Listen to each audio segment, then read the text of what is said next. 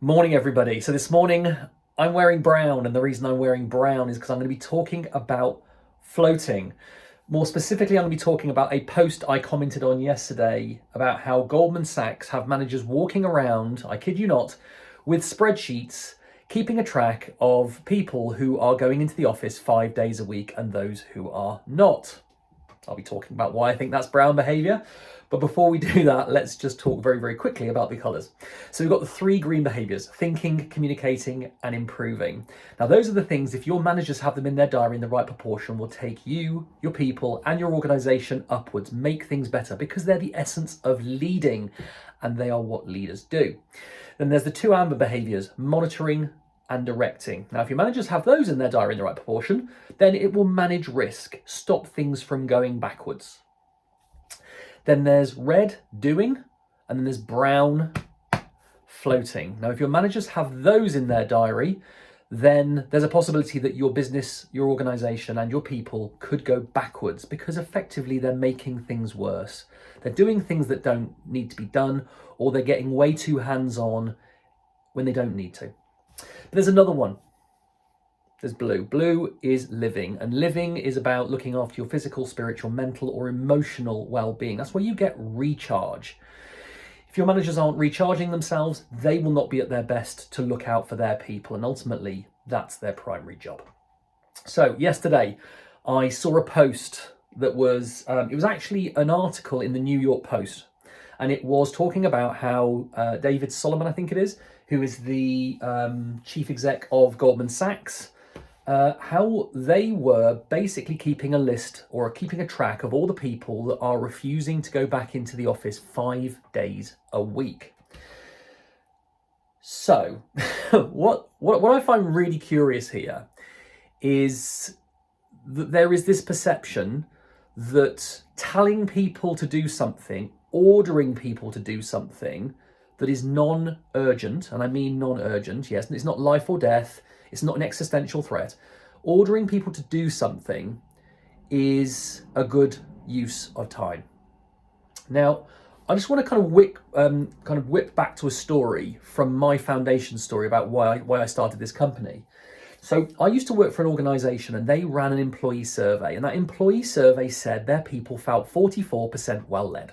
Okay, that's not a good number for your people to be saying that about your managers.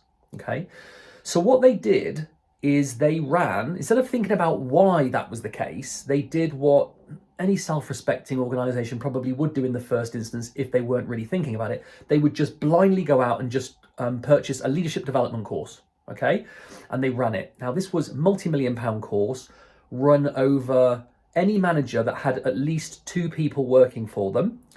And the idea was that they go on it 3 days. It was a huge amount of effort. But what was really interesting is that the organisation had to keep tabs on who was going to that course and who wasn't. And if people weren't going on that course, they were being approached by their manager to say, why aren't you going on the course? You need to go on the course. Okay. Now, this for me is a very, very simple thing. And I think the reason that the leadership score in that organisation was so low was linked to the fact that people weren't going on the leadership course. My fundamental belief is that people generally won't do something if they don't see a benefit in it. Now, I don't necessarily mean a benefit for them. I mean a benefit full stop. Okay. So the fact that people weren't going on the leadership development course, when it was ultimately to their benefit because it would make them better leaders, said something about their perception of the benefit of going on that course. Okay. And all that course was going to do was teach them a whole bunch of skills that ultimately they wouldn't use. Because interestingly, a year later, they retested and it said their people felt 34% well led. So what good was that? But here's the thing. They didn't go on the course because they didn't see benefit in the course. Why didn't they? Well, we don't really know. But what was interesting is that was probably the same reason that the leadership scores were so low in the first place. The managers weren't leading because they didn't see a benefit in doing it.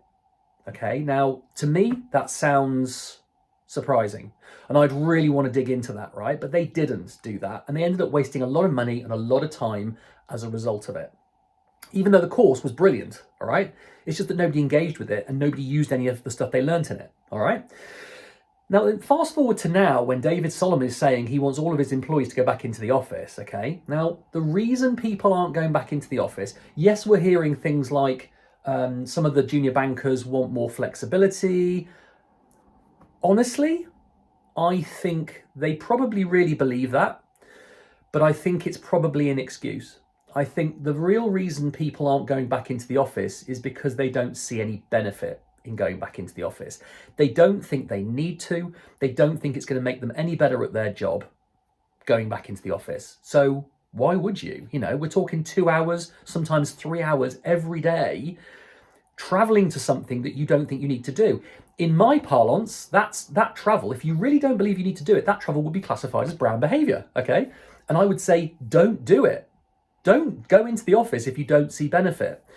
But here's the challenge. What David Solomon and his management team and the other managers within Goldman Sachs are doing is they are kind of falling into the trap of blaming people's lack of desire to go into the office on their people, rather than looking inwardly and saying, well, why don't they see a benefit? We see a benefit in going in because we think it would be great for collaboration. We think it would be good for, well, sharing ideas, which is another word for collaboration.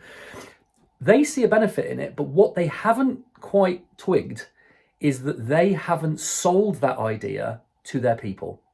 Because if they had sold that idea to their people and their people had really got it, they would by definition see the benefit and they would go into the office straight away. So here's the thing. I think this is a management culture issue. I think the managers at Goldman Sachs and many other organizations, not just Goldman Sachs, many other organizations around the world are failing to foster a culture of we, okay? It's about me. And it's not just the managers saying it's about me telling you what you need to do. It's also that the individuals within the company, and I mean the word in the strictest sense, the individuals in the company see themselves as individuals. They do not see themselves as a team. Because if they did see themselves as a true team, they would want to be together with their team. Perhaps not 5 days a week, but a darn sight more than they currently are. Okay, so as long as the senior managers within the organization see this as a problem with their people rather than a problem with the culture that they are creating as senior managers within that organization, they are going to continue to waste their time capturing information in a spreadsheet, having conversations with people and dropping their morale even further. This is an opportunity to increase morale, show them that we are part of a team, boost the team ethic, and give them a sense that they are not alone. And I'm telling you now, they will flock back into that office because nobody really wants to be alone. It's a really long one, and I'm sorry about that if you didn't have much time. But this is a management culture we really have to sort out. And a lot of the time we're spending at the moment is brown behavior, and I'm getting fed up of it. So love to hear your comments below. And that's what I have to say for today. Just bang my elbow on the table. That's it. So have a great day. Have a great week.